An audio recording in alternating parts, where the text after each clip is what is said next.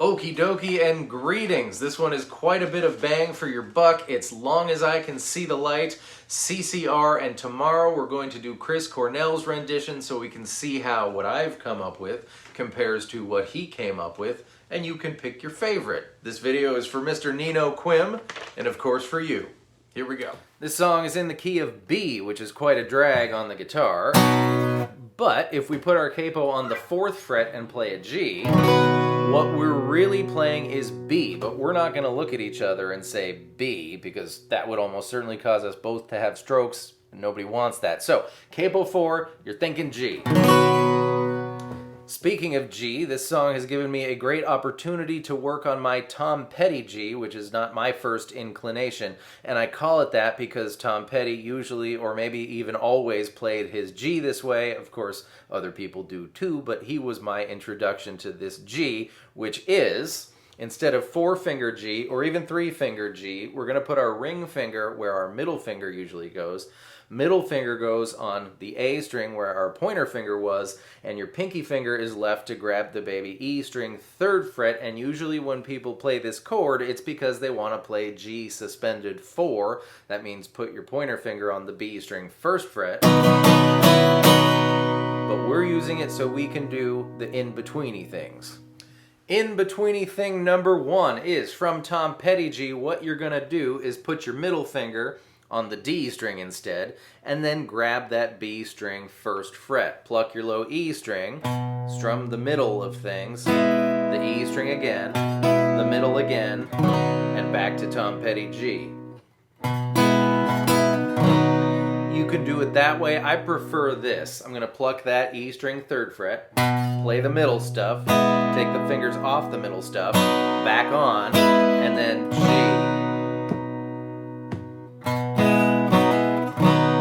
That way, you can do it the other way, doesn't matter.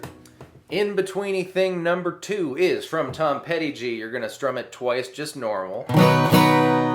Once with your fingers on the middle stuff, then a D chord, and then back to G.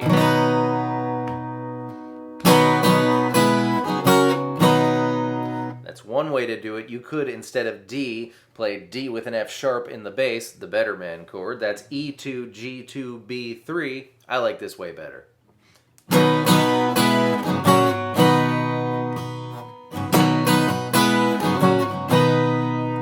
you pick. And now that you know thing 2 and thing 1, you can do anything, anything, anything under the sun. And of course, thing 1 a few times in a row is the intro.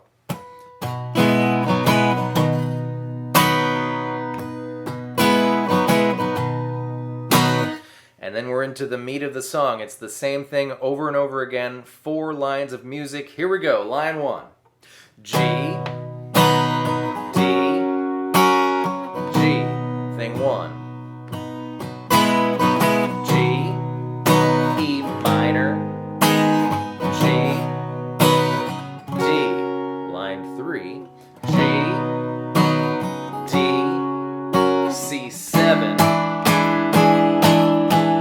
Line G, D, G, thing 2.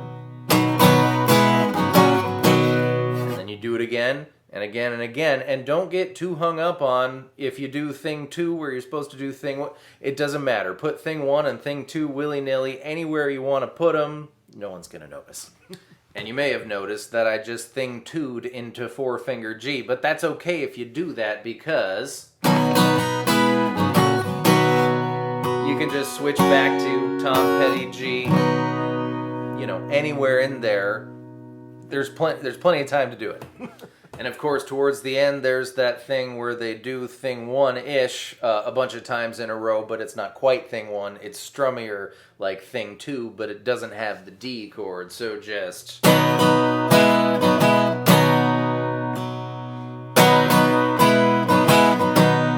and over again.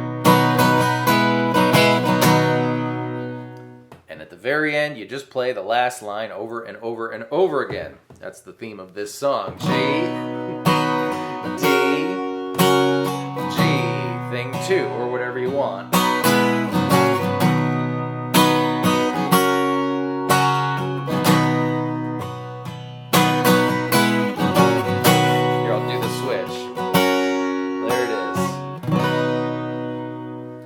that's how you do that. So go do that. But not because I told you to. You should really start learning to think for yourself. Thank you so much for being here. I hope that was fun and helpful, and I will see you tomorrow with very similar stuff. Goodbye.